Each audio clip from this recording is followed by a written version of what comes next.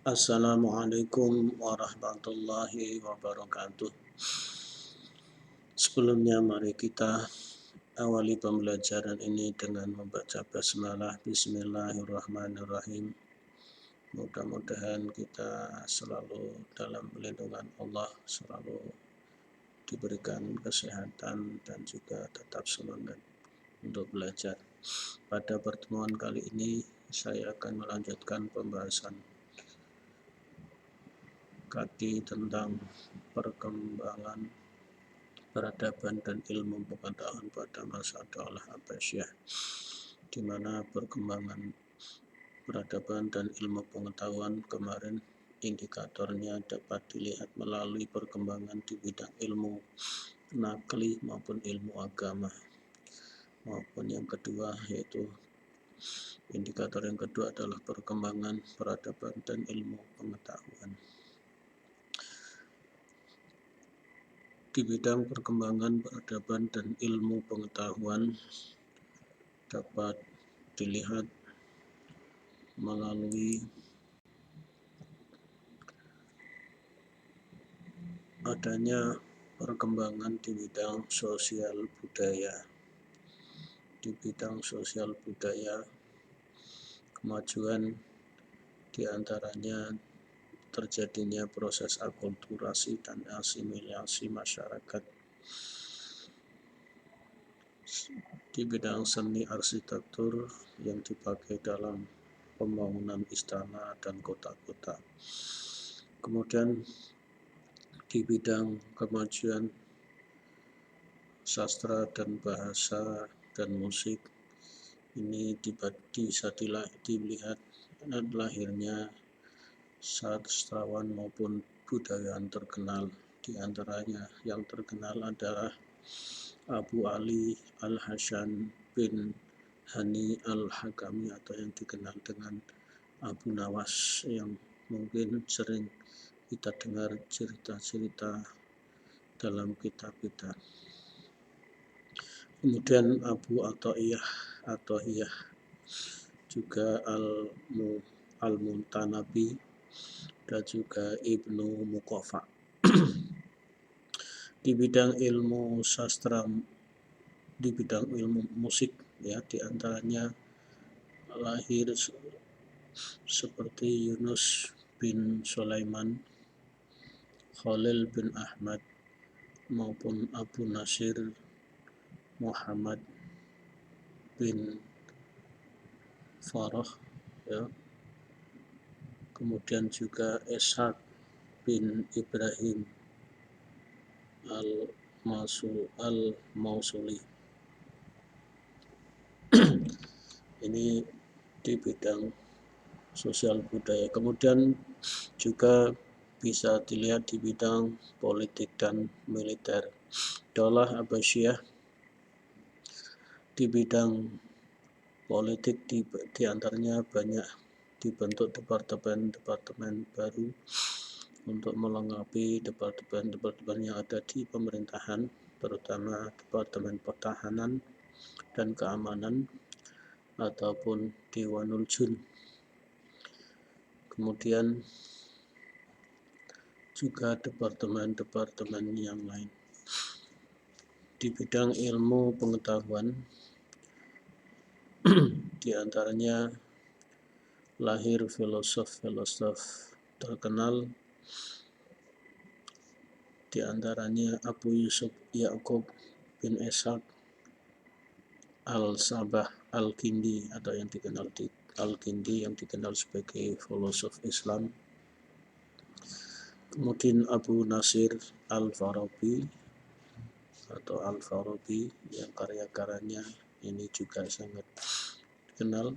Kemudian Abu Ali Al-Husaini bin Abdullah bin Sina atau Ibnu Sina, yang dikenal sebagai bapak kedokteran dunia, yang salah satu karyanya adalah Qanun fi Adib. Kemudian juga Abu Hamid Muhammad bin Muhammad Al-Ghazali, atau yang dikenal dengan Imam Ghazali, yang mendapat julukan Hujjatul Islam. Kemudian di bidang ilmu kedokteran juga lahir seperti Abu Ali Muhammad Al-Hasan bin Al-Haytham atau yang dikenal dengan Ibnu Husain. Beliau termasuk ahli di bidang mata, di antaranya karyanya adalah optik. Kemudian Ibnu Sina atau Abu Ali Al-Husaini bin Abdullah bin Sina atau Ibnu Sina. Karyanya yang sangat terkenal Qanun fi Atik. Di bidang ilmu matematika dan sains, ya, ini lahir ilmuwan seperti Abu Ja'far Muhammad bin Musa Al-Khawarizmi atau yang dikenal dengan Al-Khawarizmi, ya, termasuk beliau karyanya adalah Al-Kibra atau Al-Jabar. Beliau dikenal sebagai penemu angka 0. Ya. Ini Al-Khawarizmi.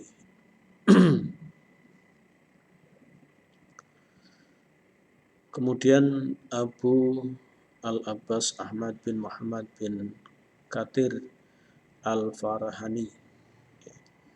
Kemudian Abu Raihan Al-Bairuni.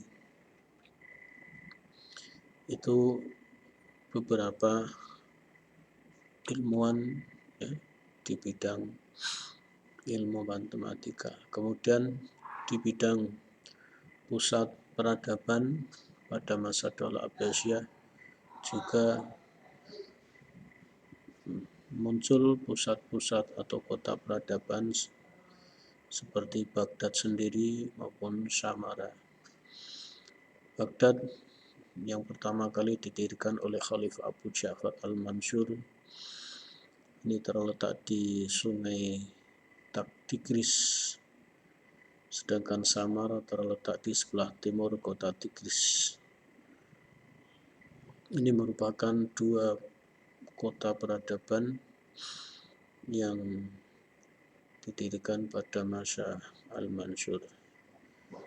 Di antara bentuk bangunan yang dijadikan sebagai pusat pendidikan, di antaranya pada masa itu adanya madrasah atau Al-Nizamiyah yang didirikan oleh Nizam Al-Mulk. Beliau adalah seorang Perdana Menteri pada tahun 456 sampai 486 Hijriah.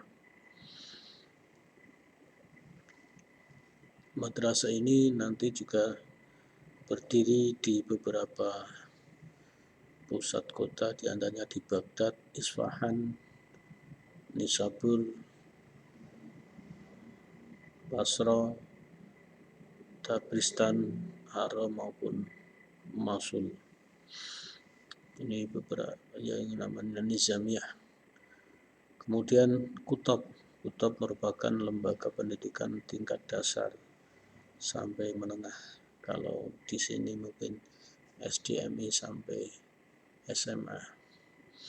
Kemudian masjid pada umumnya dijadikan sebagai tempat belajar tingkat tinggi dan tahasus, tingkat tinggi maupun tahasus. Kemudian majelis munadharah, ini merupakan tempat pertemuan para pujangga, ahli fikir, ya, dan para sarjana untuk membahas masalah-masalah ilmiah. Kemudian Baitul Hikmah, ini merupakan perpustakaan pusat yang dibangun oleh Khalifah Harun Ar-Rasyid dan dilanjutkan oleh Khalifah Al-Ma'mun. Pada masa pemerintahan Abbasiyah, seorang khalifah sebagai pemimpin tertinggi, kemudian dibantu oleh wizarat yang dijabat oleh wazir. Wizarat itu, ya, wazir atau Perdana Menteri. Dalam menjalankan pemerintahannya dibentuk Diwanul Kitabah yang dipimpin oleh Ra'isul Kutab, dibantu oleh beberapa sekretaris, di antaranya Katibur Rosail, sekretaris urusan persuratan, Katibul Kharaj, sekretaris urusan keuangan, Katibul Jun, sekretaris urusan tentara, Katibul Sultah, urusan kepolisian, dan Katibul Qadha, urusan kehakiman. Kemudian dalam menjalankan pemerintahan, pada para wazir dibantu oleh beberapa Raisud Diwan. Di antaranya ada Diwanul Kharaj, keuangan, Diwanul Adiyah, kehakiman, kemudian Azimatu, Departemen Pengawasan Urusan Negara, Jundi, Departemen Ketentaraan, kemudian Diwanul Mawali, Departemen Perburuan, Barid, Perhubungan, Ziman Al-Nafaqat, ini Departemen Pengawasan Keuangan, Rosail, ini urusan arsip, An-Nadhar fil Magalin, Departemen Pembelaan Rakyat Tertindas, ya.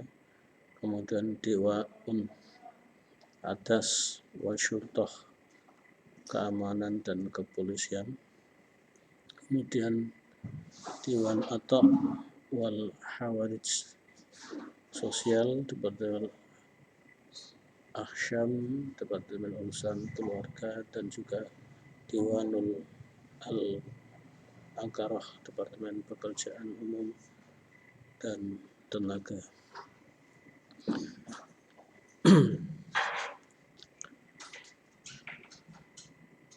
Kemudian di bidang wilayah pada masa Abbasiyah, tata usaha negara bersifat sentralisasi atau dikenal dengan istilah An-Nizamul Idari wal Markazi, di mana wilayah dibagi dalam beberapa provinsi yang dinamakan imarat dengan gubernurnya yang bergelar amir atau hakim.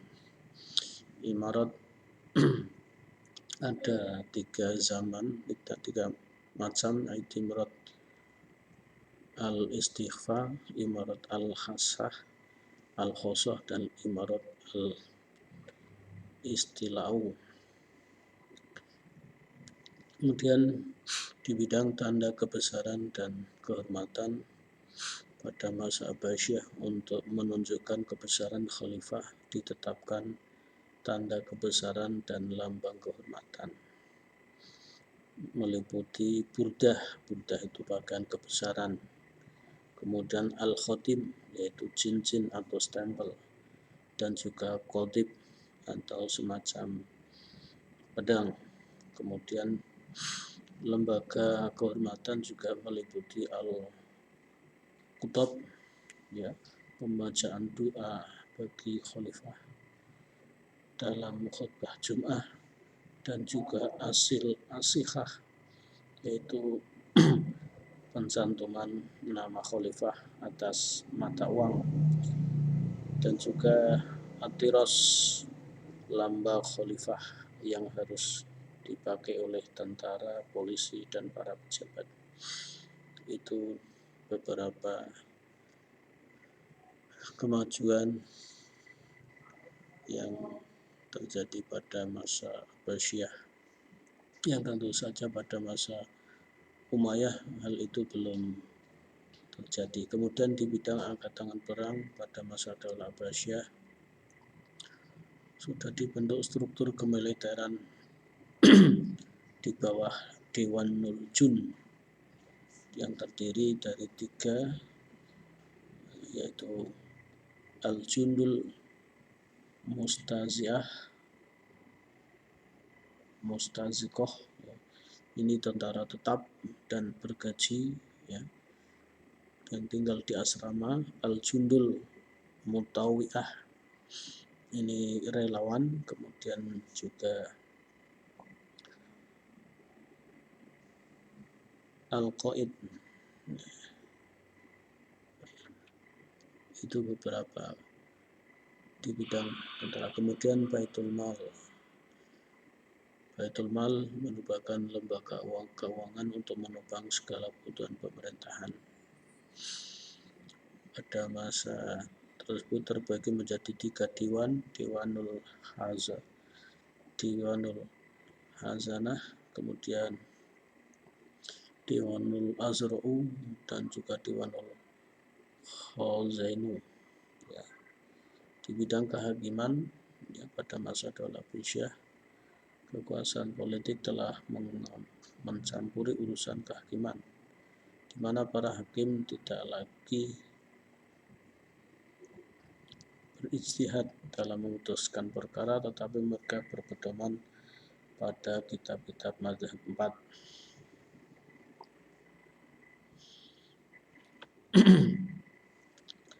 Kemudian pada masa ini juga ada lembaga pengadilan, yaitu Al-Qada'u, yang hakimnya bergelar Al-Qadi. Tugasnya mengurus perkara-perkara yang berhubungan dengan agama. Kemudian Al-Hisbah, ini hakimnya bergelar Al-Muhtasib. Tugasnya menyelesaikan perkara yang berhubungan dengan masalah umum dan tindak pidana. Kemudian An-Nadhar fil Madzalim, hakimnya bergelar Sahibul atau Qadil Madzalim. Tugasnya menyelesaikan perkara-perkara banding dari kedua pengadilan pertama. Itulah beberapa kemajuan yang terjadi pada masa Daulah Abbasiyah. Namun kejayaan Abbasiyah, kekuasaan yang sudah berlangsung 5 abad lebih, akhirnya mengalami kemunduran. Di antara sebab-sebab yang menyebabkan kemunduran Abbasiyah, di antaranya ada faktor internal maupun faktor eksternal. Secara umum, faktor internal karena adanya gaya hidup mewah di kalangan penguasa, kemudian persaingan antar bangsa, baik bangsa Arab, bangsa Persia maupun bangsa Turki.